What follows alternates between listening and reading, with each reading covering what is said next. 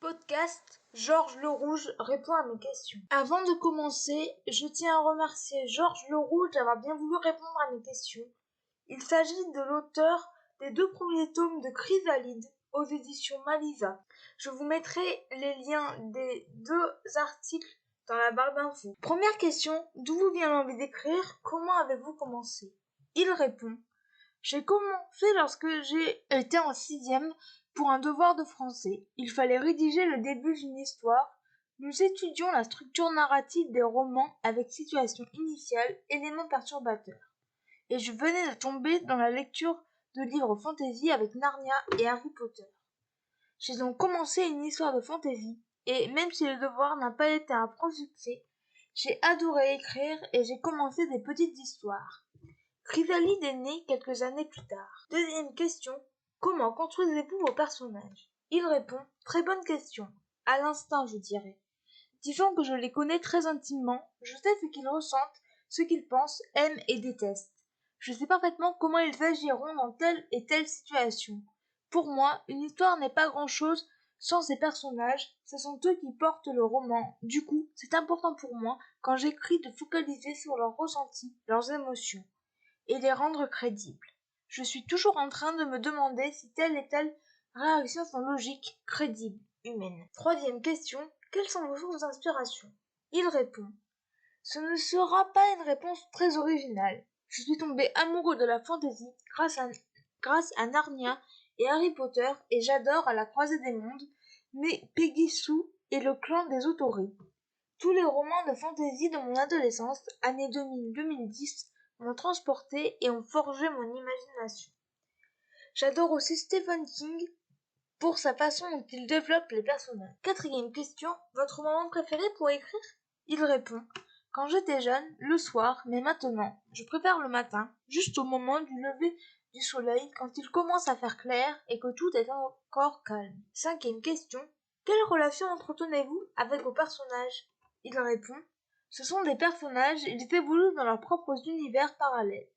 Même si j'ai beaucoup d'affection pour eux, ils n'interagissent pas avec moi. Moi, je les connais par cœur, mais eux ne me connaissent pas. Je me contente d'écrire leurs mésaventures. Il y a une vitre entre nos 2 mondes. Moi, j'évolue dans la réalité, eux sont dans l'imaginaire. Ce sont des personnages, juste des personnages. Sixième question, avez-vous déjà écrit un livre avec un autre auteur? Aimeriez-vous essayer? Il répond, non jamais. Je pense que ça peut être une expérience intéressante, mais je suis un auteur assez lent. L'écriture a toujours été une activité solitaire pour me retrouver avec moi-même, donc ce serait une expérience très différente. Je pense aussi que ce serait un travail beaucoup plus complexe et difficile mais enrichissant. Septième question, avez-vous des projets d'écriture en ce moment? Il répond, Chrysalide est mon projet le plus complet et le plus épanouissant. J'adore cet univers, j'adore mes personnages et j'adore écrire dessus. J'ai beaucoup de mal à me focaliser sur plusieurs projets à la fois, donc pour l'instant, je corrige le tome 3 et écris le dernier tome. J'ai quelques projets de nouvelles par-ci par-là et quelques idées pour des romans one-shot, mais qui restent pour le moment au stade d'idées. Huitième question, quel est votre endroit préféré pour écrire? Il répond, je n'en ai pas vraiment. Je peux écrire dans le canapé comme sur la table à manger ou dans la cuisine. Tout dépend de mon humeur, tant que j'ai une fenêtre qui me permet d'observer la nature. Neuvième question, quelles sont vos passions? Il répond, la littérature, mais les histoires au sens large. J'adore un livre qui me transporte, tout comme un film ou une série, ou même un jeu vidéo, tant que les personnages sont attachants et que l'histoire est développée et intéressante. J'adore la nature, me balader en forêt, la plage, la montagne. Voyager et voir d'autres contrées. J'aime aussi les jeux de société. Dixième question, votre signe astrologique? Il répond, Scorpion. Onzième question, si vous étiez une capitale mondiale, quelle serait-elle? Il répond, aucune idée. Les capitales ne sont pas mes villes préférées, car trop urbaines. J'aime bien les visiter pour leur histoire culturelle et pour leur beauté, mais je n'y serais pas à l'aise pour y habiter.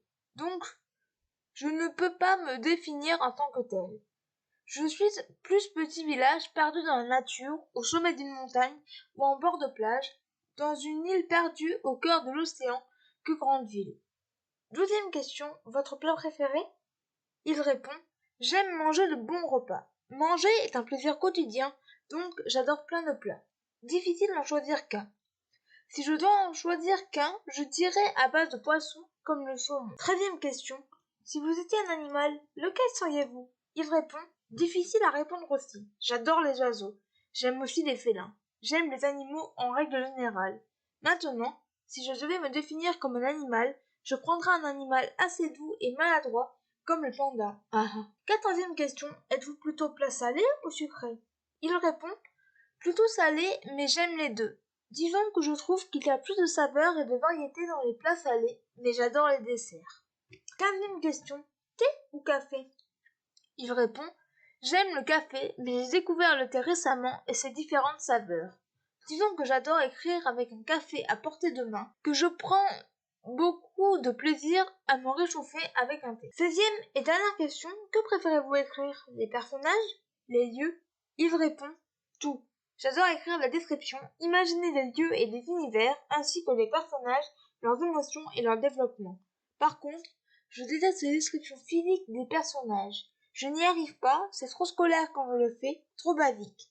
Et puis il y a souvent peu d'intérêt, à mes yeux, de savoir qu'un personnage a des yeux de telle forme ou un nez de telle façon. Voilà, c'en est tout pour ce podcast, j'espère qu'il vous aura plu. N'hésitez pas à me donner votre avis et vos commentaires sur YouTube, à vous abonner à la chaîne.